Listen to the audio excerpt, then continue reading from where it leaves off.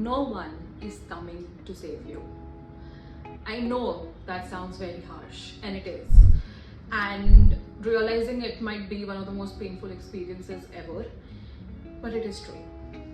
Also, this mic is not on, it's just giving me the feels, so I'm gonna use it. You know how in Shrek there's Princess Fiona and she's in a tower and she's waiting for someone to save her. But if you think about it, she is very much capable of saving herself. She turns into an ogre at night, which means she can defeat the dragon and she can run away. But she doesn't. Because either she believes that she cannot save herself and someone else has to come in, or she is too scared to save herself. Because what if she goes out in the world and everyone realizes that she turns into an ogre at night? No one would love her, you know? No one would accept her. Maybe that's why she is choosing to be stuck in the tower forever. Great Shrek analogy. Shrek. Great Shrek analogy. I don't know if that analogy makes sense to you, but Shrek is one of my favorite movies of all time, so hear me out, okay? I know that the most painful thing you can accept is that no one is going to come save you, because we are almost always looking outside for someone to come and help us. But the truth is that no one will. Which means that the responsibility of taking care of yourself falls upon you, which I know makes ugh. But this is true. The responsibility of your life is in your own hands, and you cannot wait for someone or something to happen to actually take control.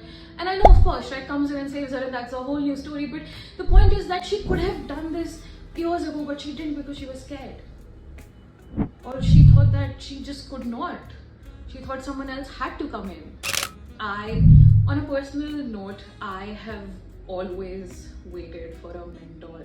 Like, I yearn for a mentor the way people yearn anything else. Because while growing up, every book I read, every movie I watched, every big celebrity story I knew of, there was almost always a mentor. You know how Harry had Dumbledore and Bilbo and Frodo had Gandalf? Gandalf. You know how Harry had Dumbledore and Bilbo and Frodo had Gandalf? Someone who was wise and who was safe, who you could connect with, who understands you, someone you can trust your life with. That's what I have always craved for. I have a lot of trouble making decisions because I feel like if something goes wrong, you can blame. I feel like if something goes wrong, you can blame the person who made that decision for you. But if you make your own decisions, you'll be blaming yourself, and I'm very scared of that. So trust me, I know what it means to want someone to guide you. Or maybe I'm the only one who knows and you're not connecting to this at all, which is, I'm sorry. Actually, I'm not sorry, you're doing great in life. But yes, you know how every superhero has someone who guides them. Spider-Man had Iron Man. And I always thought of myself as Spider-Man because why not? But yeah, I always thought that I was this superhero who could do anything, and I had this talent and this passion and this drive to just do something big.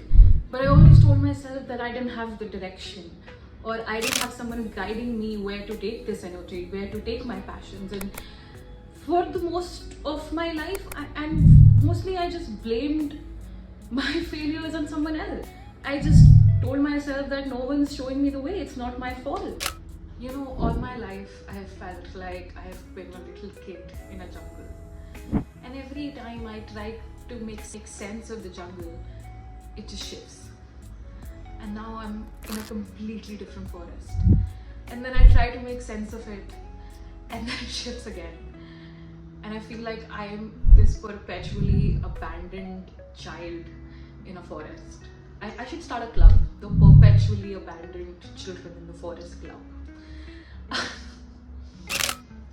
So yeah, I really crave for a mentor, but I've spent all of my life waiting for someone. I've convinced convinced myself that there is someone else out there who's supposed to show me the way. And that's why I project that same kind of emotions on people around me, be it a partner, be it a friend, be it a sister. I would just look for a guide in everyone. But lately, I found out that there is no guide. Because no one knows the kind of life you want to live. No one has lived that exact life. And that is very scary, I know.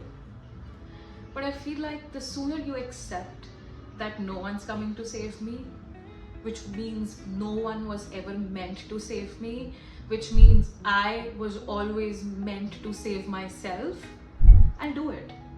And I know it sounds so cliche, and you must be in a really dark space right now and looking at me and thinking, this bitch does not know what's wrong with me and I have so much going on in my life.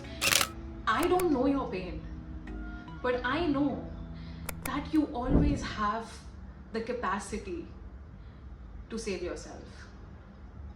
If there is one thing I believe in, it is that we know how to take care of ourselves. And I know it feels like you won't be able to do it because you haven't been able to do it before, but that does not mean you can't do it now. Okay, I did not want to sound preachy today, but I guess I have been very preachy. It's a weird thing I have. I don't know where it comes from, but the light has changed, right? I hate that. I don't care. I guess the whole point of this video is that no one's coming to save you, and that is okay, because you can save yourself and you are always supposed to save yourself. So go and do that.